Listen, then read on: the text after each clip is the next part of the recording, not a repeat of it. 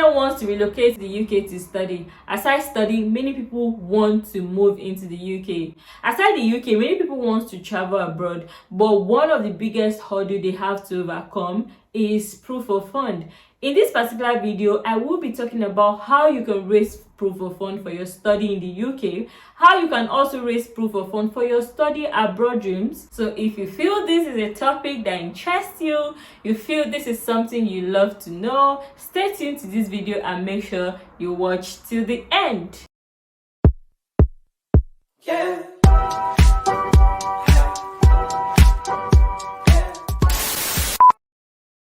Hey stars, welcome back to our channel. If you've seen this channel for the first time, I'm Solis Ojotile and I am a student in the UK, and you're welcome to join this lovely community of stars. Okay guys, if you don't know, one of the criteria that is required for you to relocate, even as a student or any other relocation you want to do, is that you are able to demonstrate that you have some amount of money in your account to show. The proof of fund requirements states that the money must be in your account for 1 month, for 30 days, right? So that's the requirement. It means if they need £12,000 in the month of May, when you want to start your application, when you've booked to go for your interview and you are showing proof of fund, it means you have up to that £12,000 in your account converted into your country's currency. You have it by the opening of that month, and by the end of that month, that's what we call proof of fund. So if you are not aware of proof of fund by now, that's what proof of fund means. That's a very big hurdle that is stagnating so many people. As much as so many people have money, they don't have money up to that amount that is requesting from them. So today I'm here to talk about how you can raise proof of fund to be able to study in the UK. Let's get started. One thing I want you to know is that if you want to study abroad and you don't have enough money, you have to make it a long-term goal. So if you plan to study, you have to give yourself time to be able to save up. That brings me to my very first tips for how to build your proof of fund: savings. Yes, you have to save up. So if you're working in your country right now and you envisage traveling abroad to study, you envisage relocating abroad, one thing I will advise you to do is to start saving up. There's something I read from someone on Facebook when I've always had the intention of coming to study abroad or relocating abroad if eventually my study does not work. She's in Canada. She said migrating to Canada is not a decision you wake up and do one day if you don't have money. She said relocating abroad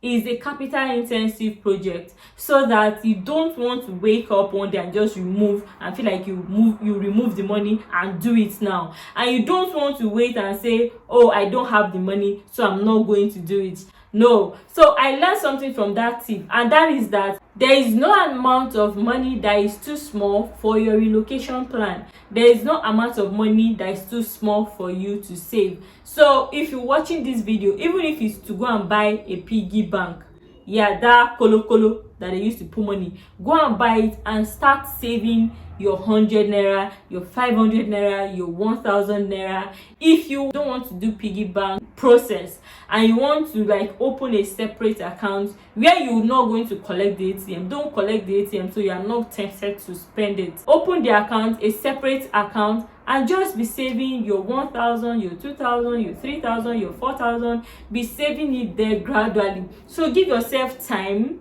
make it a long-term project, strategize and develop the amount of money you want to save in a particular month. If you're collecting up to 200,000 in Nigeria, you may wish to say, okay, 50,000 is entering my relocation plan. I'm putting 50,000 into my relocation plan every month. So you give yourself like 5 years, 3 years, 2 years span, so that you'll be able to save up for your relocation.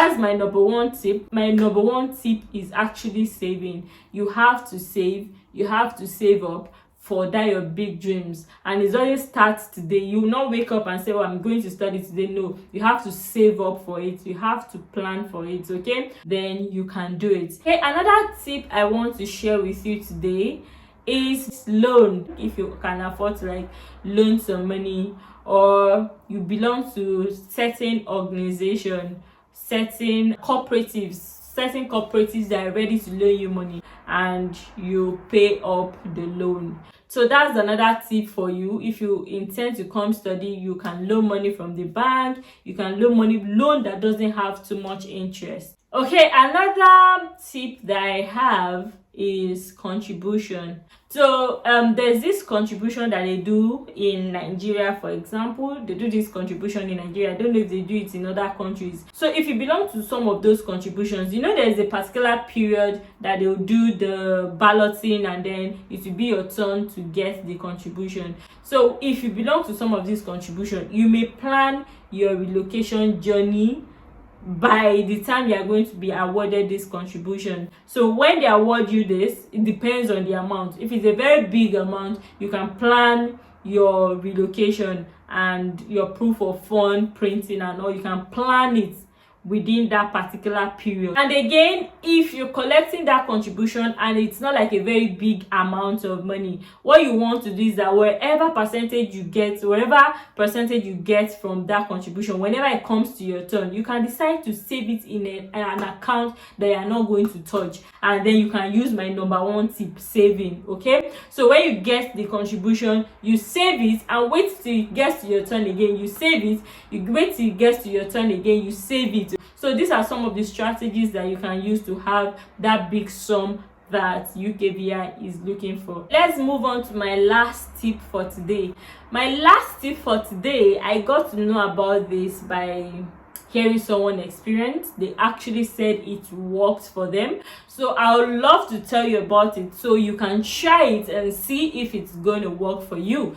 So this particular tip involves you going through your chairman, the chairman of your local government, or the senator, or the House of Rep member that is associated to your particular region of Nigeria. Okay, so let's start from the local government chairman. So the tip involves you going to your local government chairman. So they are going to give you proof of fund from their own account. Now UKVI requires that if you are not the one that is sponsoring yourself, you should have a sponsor. So if you write that it is a sponsor that is going to sponsor your studies, they'll request that you show proof of fund from that sponsor's account. So if you have this local government chairman, you can meet them so they can be able to stand in as a sponsor for you, and that they will show that amount of money to UKVI. So they will just print the account statement, they stand in as a sponsor, and then you get the visa. So you can do this with either your local government chairman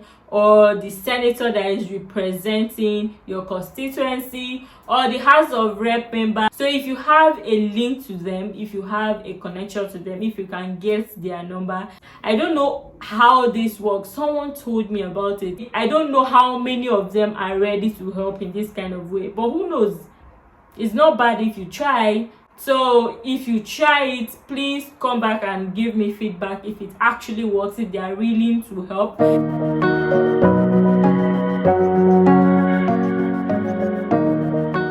Let me know in the comment section what you think. Let me know if you have done any of this. If you have another question entirely, drop it there. And if you have something you want me to talk about on this channel, please drop it there. So thank you for watching this video. Make sure you give it a like and make sure you hit the subscribe button down here. And of course, I will see you again in our next video. Goodbye.